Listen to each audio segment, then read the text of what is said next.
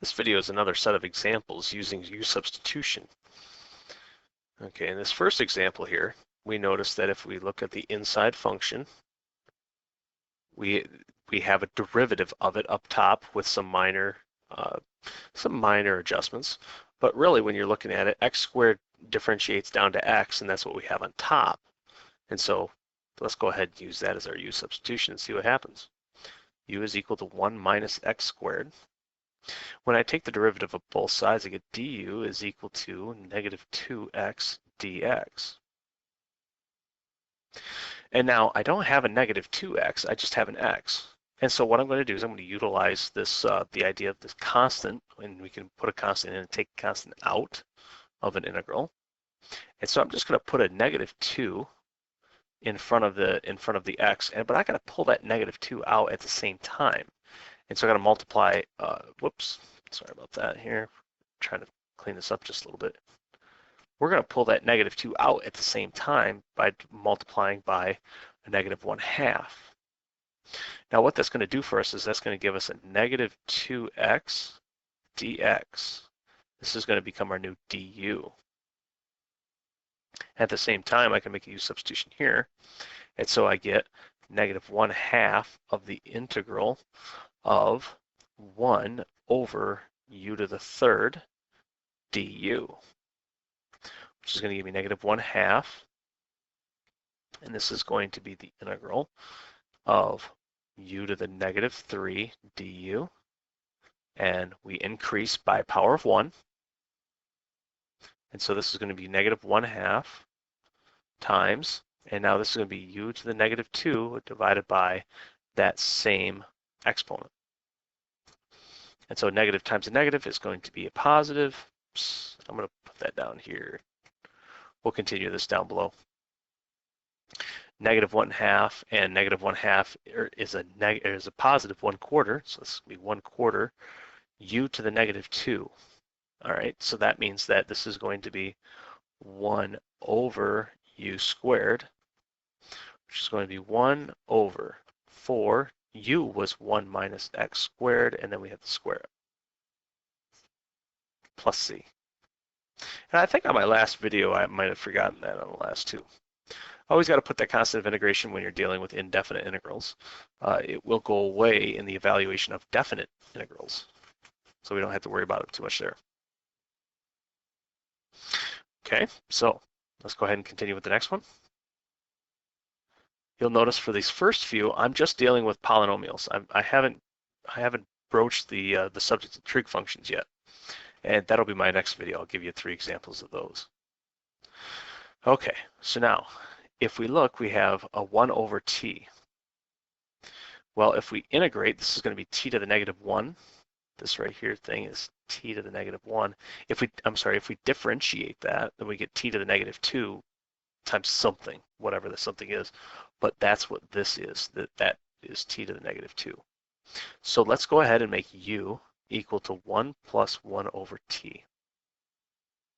When we differentiate that, we take the derivative, which is u to the 1, we bring down the negative 1, and then we increase or decrease the power by 1, making it t to the negative 2, which is 1 over t squared.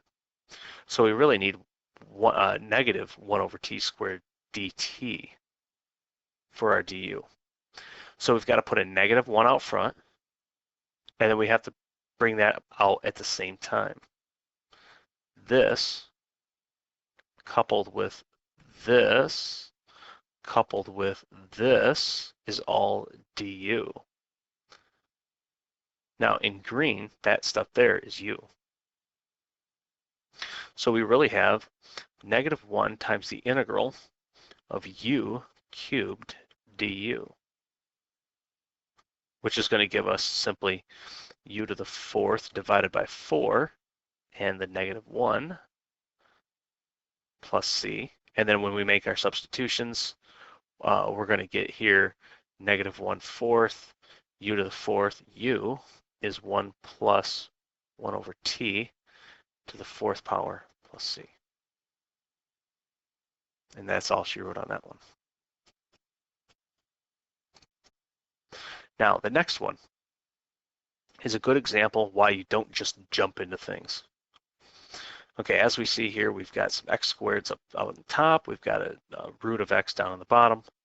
Now, when we go ahead and take the derivative of the top, we notice that we decrease that down to 2x, but we still have that nagging plus 3. I don't have that down here. I can multiply things in just fine, but I can't add them in. And so what I would recommend doing in this case is to actually break this up. And the way I'm going to break it up is I'm going to break it up into x squared over root x dx plus integral 3x over root x dx plus 7 over root of x dx. And now I can just go ahead and integrate those like normal. And now this is going to be x to the 3 halves. So it's really going to be the integral of x to the 3 halves dx plus the integral, and this is going to be, bring out the 3. That's going to give me x over root of x, which is just root of x. So that's going to be x to the 1/2 dx plus 7 integrate is going to be x to the negative 1/2 dx. And so this is just going back into normal integration here. And so now if I integrate this, it's just going to be x to the 5 halves over 5 halves plus, now this is going to be 3 times x to the 3 halves over 3 halves plus 7 times x to the 1/2 over 1/2 plus c. And when we clean that up, we've got 2/5 x to the 5 halves plus, and then we're going to have 2. The 3's will cancel, we'll get 2 x to the 3 halves plus, and now that's going to be 14 x to the 1/2 plus c.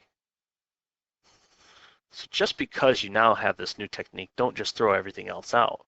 Sometimes it's just flat out easier to just run the numbers and not do a U substitution.